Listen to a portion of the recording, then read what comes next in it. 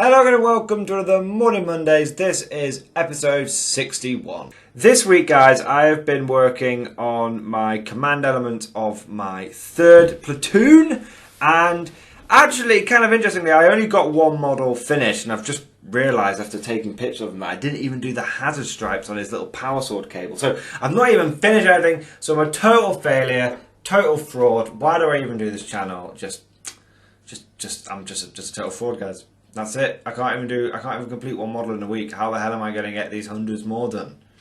God. Anyway, may the Emperor forgive me for my sin of laziness. What have I been working on? So I've got this classic old company commander model completed. He is from the old 4th edition Cadian command squad. So this is, if you ever wonder, why do you see loads of those Cadian like metal flags? You know, the one that's like striding forward with the flag, and he's got the saber and he's got the sash. Why do you see so many of those? Even when Games Workshop has done plastic kits, why do you still see those all over the place? You know, why do you see the Cajun melter gunner who's firing it from the hip? You know, why do you see so many of these? And this officer, he's not been in production for what, 10 years now, maybe.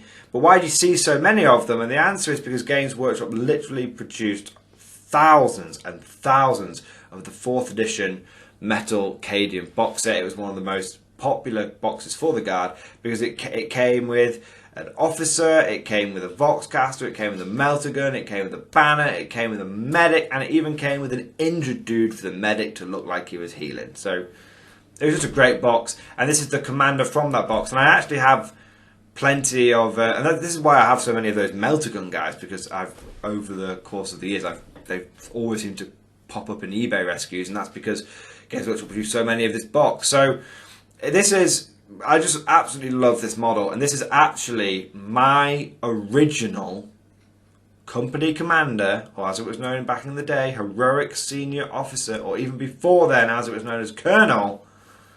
This is the guy that led the Mordian 50th Rifles before they realised they were Mordian 50th Rifles. This is my original officer.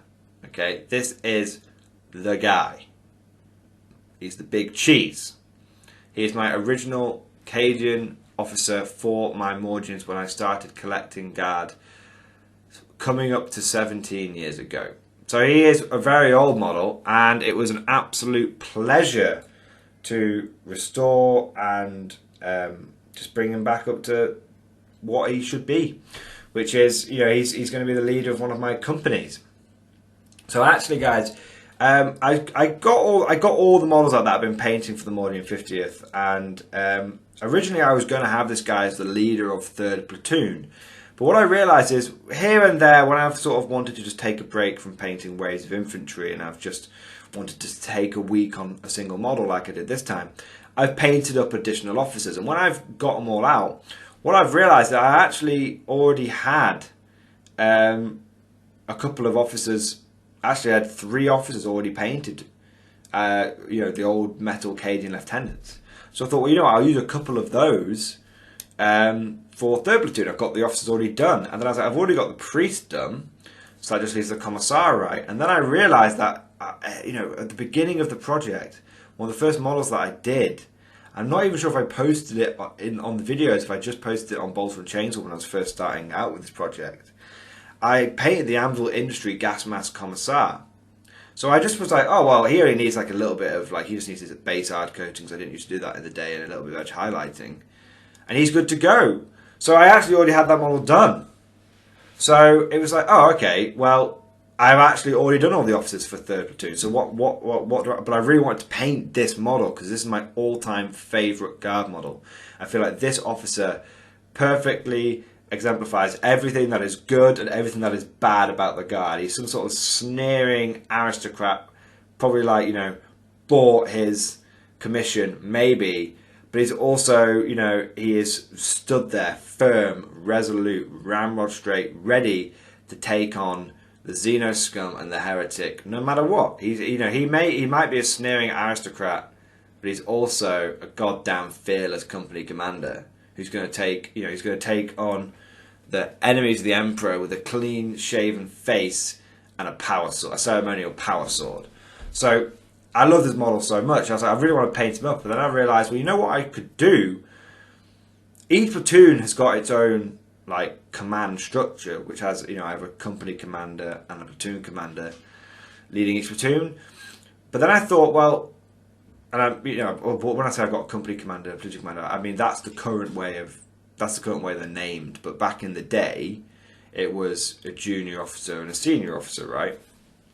And what I realised is, if I'm going to try and put together three companies for this army, so that I can get one battalion, so I can get an actual regiment, and we can see what like a minimum size regiment looks like in the Guard. Each company needs a company command, right? And I figured this guy was definitely senior enough that he, you know, he's earned his stripes in this army. He's been deployed on many battlefields. He's faced down many things over the last 17 years of campaigning for me. This guy probably deserves at least to no longer just be a company, no longer just a platoon leader, platoon size force leader. He should be a company commander of a genuinely big Guard company. So that's what he's going to be. So what I'm actually going to do, guys, is for each platoon, I'm going to have my 4 characters and my command squad, and that'll be the command structure. But for each 3 platoons or each company, I'm also going to paint up another set of characters and have a command squad for them. And that will help, because I've got plenty of spare officers. I've got more officers than I have platoons, because I've just got loads and loads of officer models that I've built or collected or, you know, or sort of rescued from eBay over the years. And I've actually got enough to, you know, I've got more I've got more officers than I have platoons. So the platoons than to lead. So yeah, this sort of makes sense. So in terms of the structure, how it's going to be is each platoon, its junior officer will be a lieutenant or lieutenant if you're across the pond, but you know, lieutenant. And it'll also then be led by it'll have a captain, and then each company will have a major, and then on top of all 3 companies will be the colonel. And that will be the leader of the overall thing. And then obviously above them you've got the Inquisitor, who's calling the shots for the old background fluff for the old Mordians, you know. Let's say it's not for all Mordians, just for my Mordians. So yeah, so I just really like this model. I think it means this guy gets a place in the regiment that is befitting of the fact he's one of my oldest models. In fact, I've got a few old models in the ranks that I think deserve a bit of a, you definitely deserve to be a company commander. You've been with me for a long time. So I think, yeah, that'd be really cool. I just absolutely love this model. I think what's really good about it, and I've obviously painted him up with a power sword, but what you can do is just paint him up with a sabre. And if you paint him up with a sabre and you see he's got a holster pistol, that pistol could be anything. You could have yourself just a basic company commander, and you can pick these guys up off eBay for less than a tenner, including postage. You can get them for less than a tenner. They're very common. And I've got 2 of them. You know, one that I picked up accidentally, and one that I obviously I had from the beginning. This guy. So yeah, or if you want to, you could deck this guy out, and he could actually have a power sword and a plasma pistol, because you know that holster pistol can be anything because it's a holster pistol, right? So yeah, it's just really cool. I really like the model. In terms of other stuff that I've not actually just painted one model this week. I've actually made really good progress on my heavy weapon teams as well. And I've started looking at stripping down the models for 4th platoon, which is kind of cool. So yeah, I think there's a lot going on with them all. It's just a bit of a I'd say not as exciting as last week, where we finished the last infantry squad and we've got like 180 line infantry now. So yeah, but what I would say is what I'm starting to feel with the Mordians, I'm starting to get this feeling of I now have a much more flexibility in the list than I did 2 or 3 months ago. From the point of playing the Winters game, where I played against Winters SEO, don't know if I mentioned it, but point of playing that game to where I am now, I've gone from I'm kind of stuck with the squad loads I've got, So by the time that I finish these heavy weapons, I'm going to have really, really good flexibility. And I'll actually have 12 heavy weapon teams that aren't mortars at that point. Which means that if I do run 2 battalions, I'll be able to give every single infantry squad a heavy weapon, which is where we want to start being. And I've also got a lot of Vox casters now as well.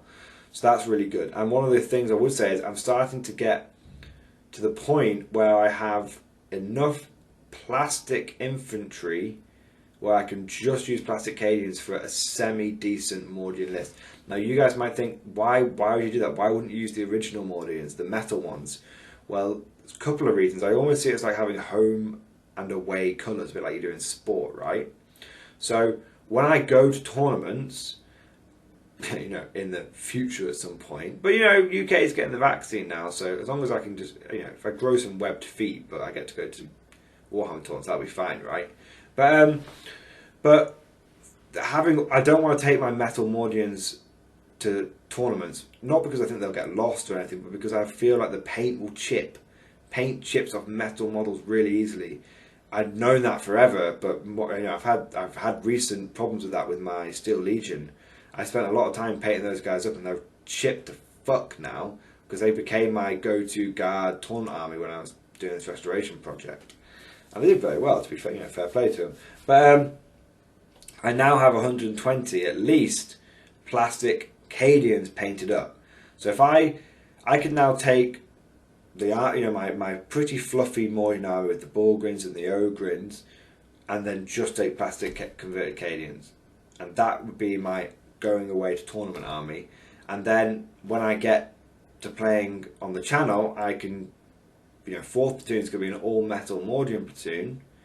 I'll get to that point where if I want to, I can just use pure metal Mordian infantry, which would be really, really cool. And actually, what I'm aiming for, guys, in terms of the, you know, the models that I have available to me, what I'm actually aiming for is to be able to run 3 platoons of metal Mordians, and that will be first company, and then I can have 3 platoons of plastic Cadians, and that will be second company. Again, then we're going to have to start thinking, and then the Great Mordian expansion project will probably be for third company, that's where I get the full regiment. But maybe I'll fold my vehicles in, and I've got my auxiliaries, so we'll see how it goes there. But the point is that I will have 3 platoons of metals, 3 platoons of plastics. When I go to tournaments, I don't need to risk my metal models, and can still run a very competitive, pretty efficient pure infantry army with just using my plastic. So, you know, because I don't think I've ever had paint chip not off a plastic model. I just don't think it happens very often. So yeah, that's the plan. That's the plan. So I know. Whilst I've only painted 1 model at this week, I have got 3 more las cannon teams in the works. You know, 3 heavy weapons teams. I've had some fun with making. You guys are going to really enjoy seeing this next week. I've really gone to town on the bases. So one of them is like, I've made a bit of a brick wall out of sprue bits that I've chopped up, and it looks quite good. Another one, I've had a go at making some sandbags with, that's one of the guys falling off, with some sandbags out of milliput. And I have to say, it's very easy to make sandbags. I've been intimidated, but I'm thinking I'm going to put a lot more sandbags around going forward. So there you go, guys. Hope you enjoyed this video. You know, please let me know what you think. Let me know what you'd like to see getting painted up next. And of course, I'll see you guys next time.